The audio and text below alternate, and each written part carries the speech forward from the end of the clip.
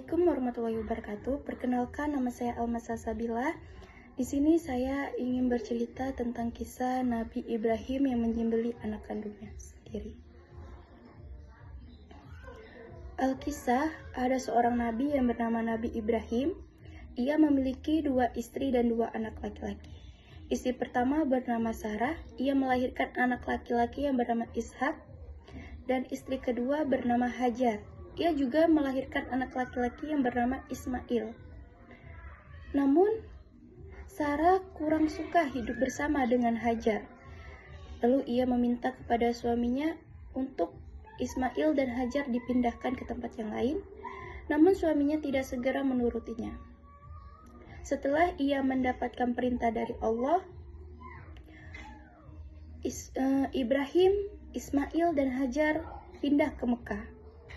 Dalam keadaan Ismail yang sedang menyusu, dia pun terpaksa harus ikut dengan kedua orang tuanya. Di perjalanan yang sangat jauh dan sangat melelahkan, ia pun ditempatkan di padang pasir yang sangat tandus, sepi, teriknya matahari. Hanya mereka sendiri yang tinggal di situ. Setelah itu, beberapa tahun kemudian, Ibrahim meninggalkan anak dan istrinya. Ia pun merasa rindu kepada anak dan istrinya. Lalu ia mengirimkan utusannya untuk melihat keadaan anak dan istrinya. Setelah itu, utusannya kembali dan berbicara kepada Ibrahim bahwa anak dan istrinya baik-baik saja dan berkehidupan yang sangat berkecukupan. Di Mekah, Ismail dan Hajar pun dianggap sebagai pemilik dan pemimpin, karena merekalah yang pertama tinggal di situ. Setelah itu, Ibrahim pun tidak bisa menahan rasa rindunya kepada anak dan istrinya. Ia pun pergi ke Mekah dan ia pun berjumpa pada Ismail dan Hajar di padang Arafah yang sedang mengembala hewan yang sangat begitu banyak. Lalu di perjalanan pulang, mereka pun beristirahat di Musdalifah. Karena merasa lelah, akhirnya mereka tertidur. Dan Ibrahim dimimpikan, dalam mimpinya ia diberikan wahyu, diperintahkan oleh Allah untuk menyembelih Ismail, anak kesayangannya yang harus dikorbankan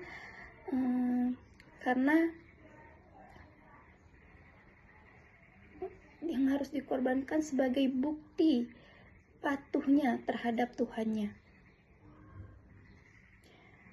Lalu ia pun memberitahu anaknya, "Wahai anakku, aku dimimpikan oleh Allah dan diperintahkan oleh Allah untuk menyembelihmu. Bagaimana pendapatmu, wahai anakku?" Dan Ismail pun menjawab, "Wahai ayahku, jika memang itu perintah dari Allah, maka laksanakanlah. Aku akan menerima dengan sabar dan ikhlas atas cobaan ini." Lalu ketika itu, iblis mendatangi Ibrahim. Dan ia membujuk Ibrahim agar tidak melaksanakan perintah itu. Namun, karena ketaatannya Ibrahim kepada Allah, maka godaan iblis yang begitu dahsyat tidak meruntuhkan niatnya untuk melakukan perintah tersebut. Lalu ia pun pergi. Keesokannya itu ia pun pergi ke atas bukit. Di situ Ismail sudah ditutup dengan kain dan sudah disiapkan pedang yang sangat tajam. Lalu ketika pedang itu sampai di leher Ismail, tiba-tiba badan Ismail berubah menjadi kambing yang begitu gemuk, yang dirubah oleh malaikat Jibril. Dan akhirnya kejadian itu pun tidak terjadi. Ismail pun selamat dalam penyembelihan tersebut. Kenapa Ismail bisa selamat dalam penyembelihan tersebut?